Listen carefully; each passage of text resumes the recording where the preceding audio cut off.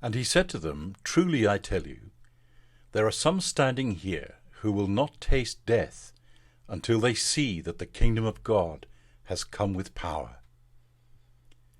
6 days later, Jesus took with him Peter and James and John, and led them up a high mountain apart by themselves. And he was transfigured before them, and his clothes became dazzling white, as no one on earth could bleach them. And there appeared to them Elijah with Moses, who was talking with Jesus. Then Peter said to Jesus, Rabbi, it is good for us to be here. Let us make 3 dwellings, one for you, one for Moses, and one for Elijah. He did not know what to say, for they were terrified. Then a cloud overshadowed them, and from the cloud there came a voice. This is my Son, the Beloved. Listen to him. Suddenly, when they looked around, they saw no one with them any more, but only Jesus. As they were coming down the mountain, he ordered them to tell no one about what they had seen until after the Son of Man had risen from the dead. So they kept the matter to themselves, questioning what this rising from the dead could mean. Then they asked him, Why do the scribes say that Elijah must come first? He said to them, Elijah is indeed coming first to restore all things.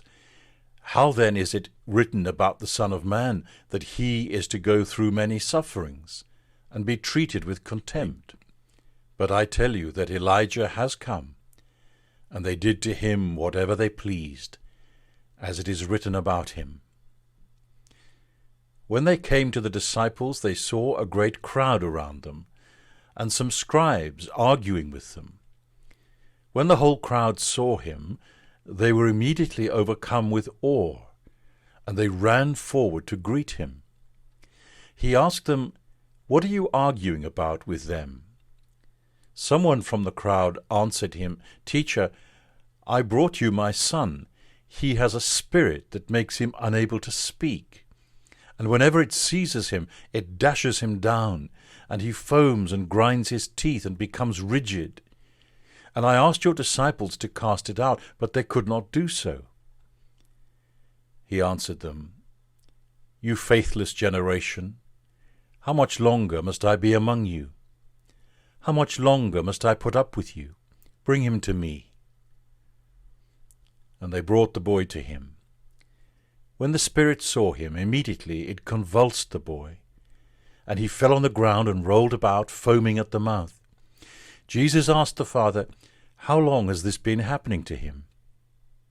And he said, From childhood. It has often cast him into the fire and into the water to destroy him. But if you are able to do anything, have pity on us and help us. Jesus said to him, If you are able, all things can be done for the one who believes. Immediately the father of the child cried out, I believe, help my unbelief. When Jesus saw that a crowd came running together, he rebuked the unclean spirit, saying to it, You spirit that keeps this boy from speaking and hearing, I command you, come out of him, and never enter him again. After crying out and convulsing him terribly, it came out, and the boy was like a corpse, so that most of them said, He is dead. But Jesus took him by the hand and lifted him up, and he was able to stand. And when he had entered the house, his disciples asked him privately, Why could we not cast it out? He said to them, This kind can come out only through prayer. They went on from there and passed through Galilee. He did not want anyone to know it, for he was teaching his disciples, saying to them, The Son of Man is to be betrayed into human hands, and they will kill him, and 3 days after being killed he will rise again. But they did not understand what he was saying, and were afraid to ask him. Then they came to Capernaum, and when he was in the house, he asked them, "What were you arguing about on the way?" But they were silent, for on the way they had argued with one another who was the greatest. He sat down, called the 12, and said to them, "Whoever wants to be first must be last of all and servant of all." Then he took a little child and put it among them, and taking it into his arms, he said to them, "Whoever welcomes one such child in my name welcomes me, and whoever welcomes me welcomes not me, but the one who sent me."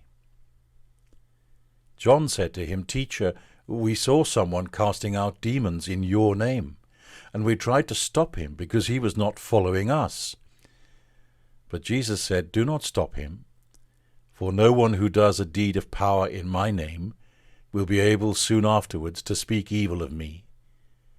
Whoever is not against us is for us. For truly I tell you, whoever gives you a cup of water to drink, because you bear the name of Christ, will by no means lose the reward. If any of you puts a stumbling block before one of these little ones who believe in me, it would be better for you if a great millstone were hung around your neck and you were thrown into the sea. If your hand causes you to stumble, cut it off. It is better for you to enter life maimed than to have 2 hands and go to hell, to the unquenchable fire. And if your foot causes you to stumble, cut it off.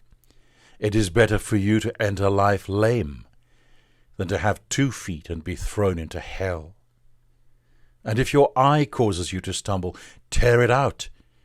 It is better for you to enter the kingdom of God with 1 eye than to have 2 eyes and be thrown into hell, where their worm never dies, and the fire is never quenched. For everyone will be salted with fire.